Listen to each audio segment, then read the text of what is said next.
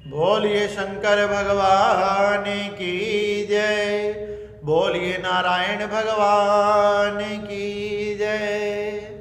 आप सभी को श्री कार्तिक मास की हार्दिक शुभकामनाएं। श्री सुजी महाराज शुनकादिक 88,000 ऋषियों को कार्तिक मास का 12वां अध्याय सुनाते हैं। श्री सुजी महाराज शुनकादिक 88,000 ऋषियों से कहने लगे कि श्री नारद जी राजा पृथ्वी को बताने लगे किस प्रकार से जलंधर ने सुना कि इस राहु का सिर काटा गया और सभी देवी देवताओं पर आक्रमण कर दिया। जब सभी देवी देवता जाकर पर्वत में जाकर छिप गए तो जलंधर ने उन पर्वतों में से भी देवताओं को ढूंढ लिया और देवताओं पर आक्रमण कर दिया। जब देवताओं पर जलंधर ने अपनी सेना के साथ आक्रमण किया तो सभी देवता इधर उधर अपनी रक्षा के लिए भागने लगे। जब सभी देवता अपनी रक्षा के लिए इधर उधर भागने लगे तो उनमें से कुछ देवता भगवान श्री हरि, भगवान श्री नारायण के शरण में पहुंचे।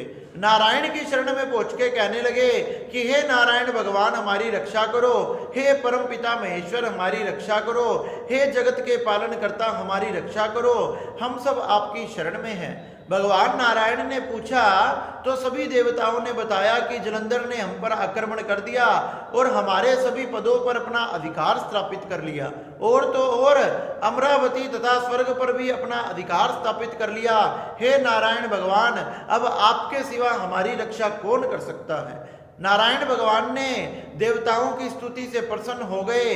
कहने लगे कि हे देवी देवताओं, आप किसी प्रकार से चिंता मत करो, आप सभी चिंताओं को त्याग दो, क्योंकि अब युद्ध भूमि में मैं आपकी रक्षा करूंगा। इस प्रकार से कहकर भगवान श्री गरुड़ पर सवार होकर और युद्ध भूमि में पधारने लगे। जैसे युद्ध भूमि में पधारने लगे समुद्र तनया लक्ष्मी जी ने नारायण भगवान को रोक लिया। कहने लगे कि हे नारायण, हे विष्णु भगवान, आप कहाँ जा रहे हैं। हे देवी, मैं देवताओं की रक्षा के लिए उनकी प्रार्थना पर जलंधर से युद्ध करने जा रहा हूं। लक्ष्मी जी कहने लगी समुद्र की पुत्री मैं हूं तथा समुद्र का पुत्र जलंधर है, इसलिए वह मेरा भाई हुआ, और भला आप मेरे पति होकर मेरे भाई को कैसे मार सकते हो। हे विष्णु भगवान, हे नारायण, हे लक्ष्मी पते, अगर आप ही मेरे भाई का वध कर दोगे तो सभी देवी देवता ये संसार क्या कहेगा कि भगवान नारायण ने अपनी पत्नी के भ्राता का वध कर दिया, हत्या कर दी।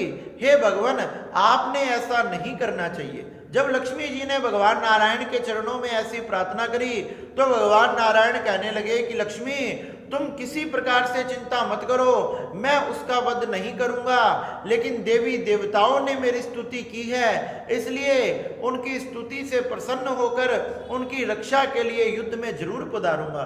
मैं तुम्हारे भाई से युद्ध जरूर करूंगा, लेकिन उसका वध नहीं करूंगा। इस प्रकार जब लक्ष्मी जी ने सुना तो लक्ष्मी जी प्रसन्न हो गई, भगवान को नमस्कार तथा प्रणाम करने लगी। भगवान नारायण सभी देवी देवताओं के साथ अपने गरुड़ पर सवार होकर युद्ध भूमि पर पधारे।